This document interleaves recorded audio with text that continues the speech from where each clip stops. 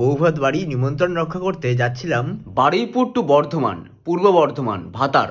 প্রায় 6 ঘন্টার bus journey করে। তা যেতে যেতে তো প্রায় নাজেহাল অবস্থা। যাই হোক, সেখানে গিয়ে পৌঁছালাম। পৌঁছানোর পরে সেখানে খাওয়া দাওয়া করলাম, করে টোরে নিয়ে তারপরে আনন্দ ফুর্তি করে এবারে বাড়ি ফেরার পালা ছিল। তা বাসে করে আমরা বাড়ি ফিরছিলাম একদল কনে যাত্রী। তখন বাজে ঘড়িতে 12টা। বাইরে মুষলধারে বৃষ্টি হচ্ছে। ব্যাস ভিতরে তখন